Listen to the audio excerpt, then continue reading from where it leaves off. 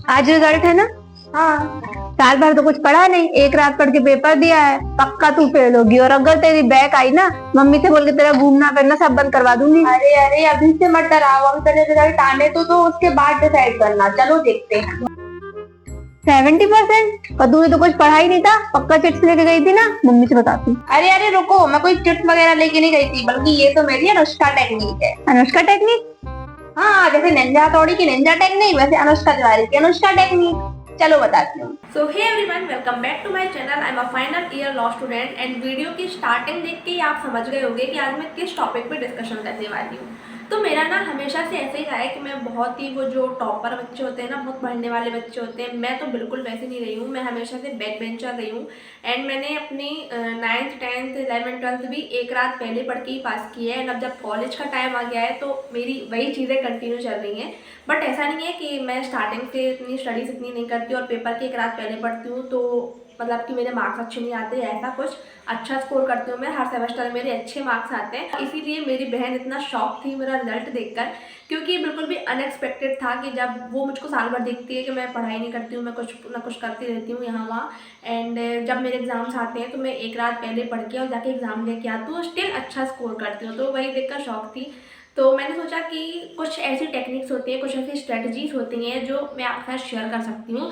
जैसे अगर आपको, पहले तो मैं बिल्कुल आपको सजेस्ट नहीं करूँगी कि आप एग्जाम के एक रात पहले पढ़ के पेपर दो, क्योंकि LLB जैसी प्रोफेशनल डिग्री आपको ऐसे ऐसे सब्जेक्ट्स रहते हैं इसमें कि आपको वो शुरुआत से ही पढ़ने चाहिए ताकि वो आपको हमेशा बाद के लिए भी याद रहे, क्योंकि वो सब्जेक्ट्स आपको बाद में भी काम आएंगे। बट कुछ लोगों की ऐसी सिचुएशन रहती है कि वो स्टार्टिंग से नहीं पढ़ पाते उनके बिजी शेड्यूल की वजह से, बट उनको अपना ग्रेजुएशन कंप्लीट करने के लिए, पास होने के लिए कुछ ना कुछ तो करना ही पड़ता है। तो उनके लिए ये ट्रिक्स काम आएंगी। ऐसा नहीं है कि आपको पता भी है कि ये सब्जेक्ट्स मेरे बाद में काम आने वाले हैं, मुझे अच्छे से पढ़ना चाहिए, फिर भी आप ये ट्रिक्स यूज़ करके और ये सोच के कि यार मैं भी पेपर के एक रात पहले पढ़ के पास हो सकती हूँ, तो आप करो। तो ऐसा बिल्कुल मत करना, क्योंकि आप जो अभी पढ़ रहे हो वो आपको बाद में भी काम में आने वाला है। तो एटलीस्ट आप स्टार्टिंग से ही शुरू करो, अपनी पढ़ाई सारे सब्जेक्ट्स कंप्लीट करो। लेकिन अगर नहीं हो पाता है फिर आप एट द लास्ट मोमेंट पे ये चीज़ें यूज़ कर सकते हो। तो मैं जो ट्रिक्स पर्सनली यूज़ करती हूँ तो वो मैं आपको इस वीडियो के थ्रू शेयर करूँगी। एंड डेफिनेटली अगर आप वो यूज़ करते हो ना तो आपको भी एग्जाम के टाइम पे ज़्यादा प्रेशर नहीं आएगा। बट मैं आपसे यही कहूँगी कि आप स्टार्टिंग से ही पढ़ते जाओ, जिससे आपको बाद में प्रेशर आए ही ना, तो आपको ये सब चीज़ें करनी ही ना पड़े। बट अगर किसी कंडीशंस में आपको ये सब फॉलो करना पड़ता है तो डेफिनेटली आप कर सकते हो, और वही मैं ट्रिक्स आपको बताऊँगी। तो चलिए वीडियो को शुरू करते हैं।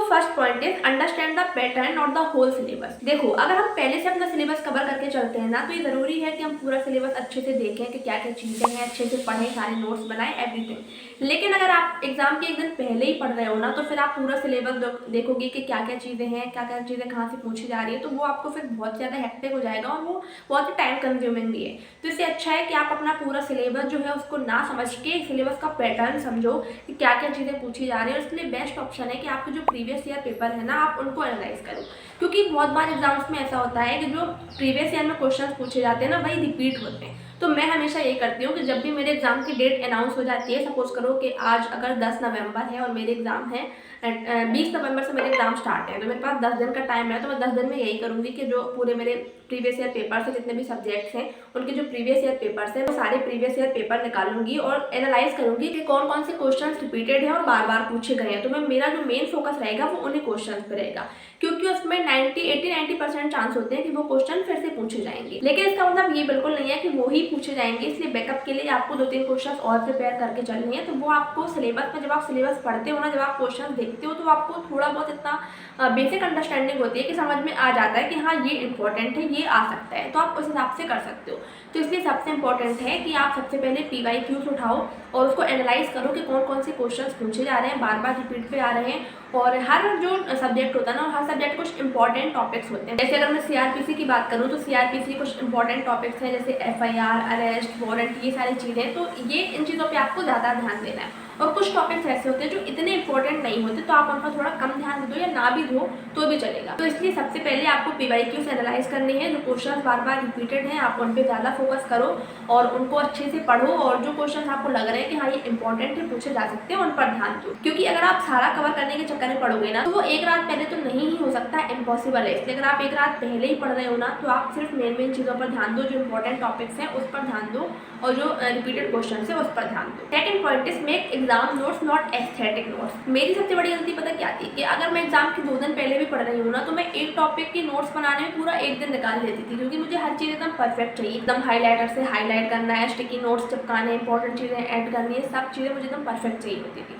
और उसमें एक टॉपिक के नोट्स बनाने में ही पूरा 1 दिन जाता था, और ये सबसे बड़ी गलती थी। अगर आप देखो, ये चीज़ें तब वर्क करती हैं जब आप स्टार्टिंग से पढ़ो। जैसे अगर आपका एक सेमेस्टर खत्म हुआ, अब आपने दूसरे सेमेस्टर के लिए प्रिपरेशन स्टार्ट की, तो अगर आपने तुरंत प्रिपरेशन स्टार्ट कर दी तो फिर आपके पास पूरा टाइम होता है कि आप हाँ अच्छे एस्थेटिक नोट्स बनाओ, हाईलाइटर से, स्टिकी नोट से। लेकिन अगर आप एग्जाम के 2 दिन पहले किसी सब्जेक्ट के लिए पढ़ रहे हो, तो फिर ये एस्थेटिक नोट्स बनाने का क्या ही पॉइंट है यार। तो इसलिए सबसे इंपॉर्टेंट है कि जो शॉर्ट में नोट्स बनाओ, जो मेन चीज़ें हैं उनको नोट डाउन करो। और ब्लू एंड ब्लैक पेन से बनाओगे ना, 2 पेन से, without highlighter, without sticky notes, तो भी वो सही है, क्योंकि आपको समझ में आएगा। बेसिक अंडरस्टैंडिंग के लिए वो अच्छा है। अगर आप 2 पेन यूज़ करोगे तो जो मेन हेडिंग्स हैं वो ब्लैक से यूज़ करो, और जो बाकी चीज़ें हैं वो ब्लू से करो। पहले तो डिटेल में बनाना ही नहीं है, शॉर्ट नोट्स में शॉर्ट ही बनाना है। जैसे मेन हेडिंग्स ऐड कर दी, कीवर्ड्स ऐड कर दिए, केस लॉस ऐड कर दिए। अगर एस्थेटिक नोट्स बनाने के चक्कर में पढ़ोगे ना, तो नोट्स ही बनाते रह जाओगे। तो एस्थेटिक नोट्स बनाने से अच्छा है कि आप एग्जाम पॉइंट ऑफ व्यू से नोट्स बनाओ, एकदम सिंपल बनाओ, शॉर्ट नोट बनाओ, ताकि वो आपको काम भी आए एग्जाम के टाइम पर, और आपको इतना प्रेशर भी ना हो इस चीज़ का। एक दिन में अगर एक ही टॉपिक के नोट्स बना रहे हो तो फिर क्या ही करोगे। इसलिए अगर आपके पास सिर्फ 2 दिन है, अगर आपको 2 दिन में कोई सब्जेक्ट तैयार करना है, तो एस्थेटिक नोट्स बनाने से अच्छा तो यही है ना कि हम शॉर्ट नोट्स बनाएं। तो इसलिए ये चीज़ याद रखना कि पहले तो एग्जाम के मेन टाइम पे एस्थेटिक के पीछे मत भागो, सिंपल नोट्स बनाओ। और अगर आपके पास टाइम है तो डेफिनेटली आप बना सकते हो। जैसे मुझे शौक रहता है कि मेरा एक अलग से ये चीज़ मुझे अच्छी लगती है कि मेरे नोट्स एकदम प्रिपेयर है। जब मेरे पास टाइम रहता है ना, तो मैं करती हूँ। मेरे काफ़ी सारे नोट्स आप देख सकते हो कि एकदम फुली प्रिपेयर रहते हैं, एकदम एस्थेटिक लगते हैं। मुझे हाईलाइटर से कलर करते हो, स्टिकी नोट्स लगाती हूँ, मुझे बहुत पसंद है ये चीज़ें। लेकिन अगर एग्जाम के 2 दिन पहले मुझे करना पड़ता है ना, तो फिर मुझे गुस्सा आती है। तो मैं बहुत ही नॉर्मल तरीके से सिंपल नोट्स बनाती हूँ, जो कुछ इस तरीके से। Now third point is active recall. देखो, एग्जाम टाइम पे हमारे दिमाग में इतना प्रेशर आ जाता है ना कि यार इतना सारा है, कैसे होगा, इतना टाइम कम बचा है, पता नहीं कैसी चीज़ें होंगी, कि हम सिर्फ पढ़ते जाते हैं। हमको ये चीज़ रियलाइज़ ही नहीं होती कि हम जो पढ़ रहे हैं वो एक्चुअल में हमें समझ में आ रहा है नहीं, हमारे दिमाग में जा रहा है नहीं, और जब हम कल के दिन वो चीज़ एग्जाम में लिखेंगे तो वो हमें याद भी रहेगा या नहीं। इसलिए इसका सबसे अच्छा सॉल्यूशन ये है कि अगर आप कोई चीज़ पढ़ रहे हो, सपोज करो अगर आप कॉन्ट्रैक्ट पढ़ रहे हो, तो आपको सिर्फ पढ़ना नहीं है, आप 1 सेकंड के लिए बुक बंद करो अपनी, और आपको रिवाइज करो कि आपने जो पढ़ा है वो आपको याद भी है कि नहीं। अगर आप रिवाइज करते हो और अगर आपको वो याद आ रहा है, फिर तो वो आपको पढ़ने का मतलब है। लेकिन अगर आपने बुक बंद की और बिना देखे अगर आपने जब पढ़ने की कोशिश की तो आपको भूल गया, तो फिर आपके पढ़ने का क्या ही मतलब है, फिर तो आप टाइम ही वेस्ट कर रहे हो। इसलिए सबसे ज़्यादा इंपॉर्टेंट है कि आपको ये रियलाइज़ करनी है चीज़ें कि आप जो पढ़ रहे हो वो आपको समझ आ रहा है, आपके दिमाग में आ रहा है या नहीं। क्योंकि अगर आप बुक खोल के पढ़ोगे ना, तो वो तो याद रहेगा ही, क्योंकि हम देख देख के पढ़ रहे हैं। लेकिन जब बुक बंद करेंगे और फिर हम एक्चुअल में वो चीज़ पढ़ेंगे ना, तो वो चीज़ हमें नहीं याद रहेगी। इसलिए उसको समझो टॉपिक को। अगर आप कोई भी टॉपिक पढ़ रहे हो, लाइक अगर आप कॉन्ट्रैक्ट भी पढ़ रहे हो, तो वो रटने से अच्छा है कि आप उसका मीनिंग समझ लो, उसके जो कीवर्ड्स हैं, उसकी डेफिनेशन के वो याद कर लो, तो आपको वो याद भी रहेगा। और जब आप एग्जाम में लिखोगे ना, तो अगर आपको पूरी डेफिनेशन याद नहीं भी आती है और आपको सिर्फ उसके कीवर्ड्स याद आते हैं, तो आप डेफिनेशन अपने मन से बना के लिख सकते हो, क्योंकि आपको मेन जो उसके पॉइंट्स है वो तो पता ही है। तो एक्टिव रिकॉल बहुत इंपॉर्टेंट है, जो आप एग्जाम के अगर 1 दिन पहले पढ़ रहे हो तो बहुत ज़्यादा ज़रूरी है। Fourth point is use Pomodoro technique. देखो, मैं अपना रियल एग्जांपल बताती हूँ। सपोज करो मेरा कल एग्जाम है, तो मैं आज सुबह जल्दी उठ के बैठूंगी और पूरे दिन बस पढ़ती रहूँगी। फिर ना मुझे खाने का होश रहता है, ना मुझे नहाने का होश रहता है, और ये मेरी सबसे बड़ी गलती होती है, क्योंकि शाम तक होते होते ना मैं इतना थक जाती हूँ, इतना फ्रस्ट्रेटेड हो जाती हूँ कि फिर मेरा मन ही नहीं लगता। इसलिए सबसे ज़्यादा इंपॉर्टेंट है कि आप पोमोडोरो टेक्निक को यूज़ करो। अभी होती कैसे है कि आपको 25 मिनट्स का अलार्म लगाना है, आपको 25 मिनट्स पढ़ने हैं, फिर 5 मिनट्स का ब्रेक लेना है। अब उस ब्रेक में ज़रूरी नहीं है कि आप रील स्क्रॉल करो, क्योंकि रील स्क्रॉल करोगे ना तो 5 मिनट का आधा घंटा हो जाएगा, पता ही नहीं चलेगा।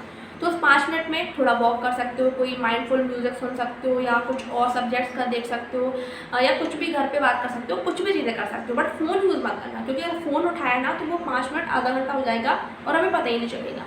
तो आप ऐसे करके, जैसे अगर आपने 2 घंटे का टारगेट सेट किया कि मुझे अभी 2 घंटे तक पढ़ना है, तो आप 25-25 मिनट करके पढ़ो और 5-5 मिनट का ब्रेक लो।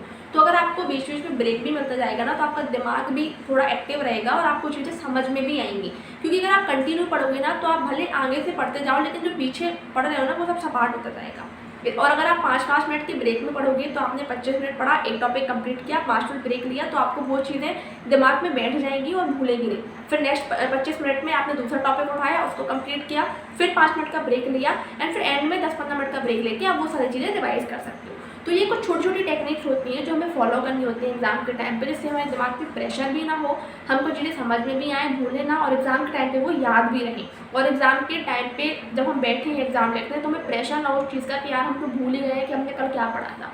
तो इसलिए ये चीज़ें फॉलो करना बहुत इंपॉर्टेंट है। Now fifth point is teach someone even if it's your wall. तो मेरे साथ ना हमेशा ऐसा होता है कि मैं जो पढ़ रही हूँ वो सुनने वाला कोई नहीं होता, तो मैं क्या करती हूँ कि मैं ऐसा दिमाग में सोच लेती हूँ कि मेरे सामने कोई बैठा हुआ है, अगर दिवाली हो या कोई मिरर ही हो, और मैंने जो पढ़ा है जो भी टॉपिक मैं उसको एक्सप्लेन करती हूँ, उसके अंदर जो मैंने माना है कि हाँ ये मेरे सामने है। तो अगर आप ऐसा करते हो ना कि आपने जो चीज़ें पढ़ी हैं आप सामने किसी को एक्सप्लेन कर दो, और कोई नहीं है तो मिरर के सामने खड़े हो जाओ, किसी दीवार के सामने खड़े हो जाओ और वो सारी चीज़ें एक बार सुना दो, एक बार एक्सप्लेन कर दो। तो अगर आपने मुंह से वो चीज़ें निकाली ना, तो एक साइंटिफिक भी है कुछ कि अगर आपने मुंह से एक बार कोई चीज़ निकाली तो वो आपका दिमाग में बैठ जाती है। और अगर आप मन में ही पढ़ते रहते हैं, जैसे मैं जब छोटी थी ना तो मेरी मम्मी हमेशा ये कहा करती थी कि बोल बोल के पढ़ो, तो बोल बोल के पढ़ोगे तो तुम्हें चीज़ें याद रहेगी। तो अगर तुमने कुछ भी पढ़ा, जैसे अगर मैंने सीआरपीसी का सेक्शन 154 पढ़ा और मुझे समझ में आया तो पर उतना अच्छे से नहीं आया, अब मुझे जितना समझ में आया मैंने किसी को एक्सप्लेन कर दिया, तो मैंने जो चीज़ें बोली वो मेरे दिमाग में बैठ जाती है, और जब मैं कल के दिन एग्जाम लिखूंगी ना तो मुझे वो चीज़ें एकदम याद रहेंगी कि मैंने क्या क्या चीज़ें बोली थी। इसलिए बहुत ही इंपॉर्टेंट है किसी टॉपिक को समझने के लिए, बेटर अंडरस्टैंडिंग के लिए, और वो आपको भूले ना इसके लिए कि आप पढ़ो और फिर किसी को पढ़ा दो। तो अगर कोई नहीं है पढ़ने वाला तो या तो मिरर के सामने खड़े हो जाओ या तो वॉल के सामने खड़े हो जाओ, वो चीज़ें एक बार एक्सप्लेन कर दो, क्योंकि इससे आपके दिमाग में वो चीज़ें बैठ जाती है और आपको भूलती भी नहीं है। तो ये बहुत ही अच्छी ट्रिक है जो मैं हमेशा यूज़ करती हूँ, लेकिन आप भी यूज़ करना, आज से अगर नहीं करते हो तो करना शुरू कर दो, क्योंकि बहुत ही इफेक्टिव टेक्निक है, बहुत ही ज़्यादा यूजफुल टेक्निक है। अगर आप ये करोगे ना तो आपको कोई भी टॉपिक भूलेगा नहीं। और last point is use short notes and keywords. बड़े बड़े टॉपिक्स को रटने से अच्छा है कि आप उनके कीवर्ड्स याद करो, उनको शॉर्ट नोट प्रिपेयर करो, उससे पढ़ो, क्योंकि अगर आप पूरा याद करोगे ना एक एक दो पेज के आंसर, तो वो आपको कैसे ही याद होंगे। इसलिए किसी टॉपिक को समझने के लिए ये ज़रूरी है कि आपको रटने से अच्छा इसके कीवर्ड्स याद कर लो। अगर आप कीवर्ड्स याद आपके दिमाग में रहेंगे ना तो वो चीज़ें आपको भूलेंगी नहीं, और एग्जाम टाइम पे आपको आंसर लिखने में भी बहुत हेल्प करेगा। तो अगर किसी टॉपिक को आप पढ़ रहे हो और चाहते हो कि वो आपको एग्जाम में भूले ना, तो उनके कीवर्ड्स को अच्छे से याद कर लो, उनका शॉर्ट नोट्स प्रिपेयर कर लो, कि अगर आपको रिवाइज भी करना हो तो आपको जल्दी से वो चीज़ें रिवाइज हो जाए और आपको बहुत ज़्यादा टाइम उसमें वेस्ट ना करना पड़े। तो ये थी मेरी कुछ खुद यूज़ की गई टेक्निक जो मैं हमेशा यूज़ करती हूँ, और मेरे अभी एग्जाम आने वाले नवंबर में, तो भी मैं यही यूज़ करने वाली हूँ, क्योंकि मैंने स्टार्टिंग से तो कुछ पढ़ा है नहीं है, और अब मेरे 9th सेमेस्टर के एग्जाम थे, तो मुझे यही चीज़ें यूज़ करनी है, यही चीज़ें फॉलो करके मुझे वापस से पास होना है। तो अगर आपके भी एग्जाम्स आने वाले हैं और आपने स्टार्टिंग से कुछ पढ़ के नहीं रखा है तो आप ये चीज़ें फॉलो कर सकते हो, बट मैं आपको सजेस्ट यही करूँगी कि जब आपके नेक्स्ट बार एग्जाम्स हो ना तो आप पहले से सब चीज़ें पढ़ के रखो कि आपको एंड टाइम पे प्रेशर ना हो उस चीज़ का। आई होप कि वीडियो आपको हेल्पफुल लगी होगी। अगर वीडियो पसंद आई तो चैनल को सब्सक्राइब करना, लाइक करना, कमेंट करना और अपने दोस्तों के साथ भी शेयर करना। मिलते हैं नेक्स्ट वीडियो में। Bye bye.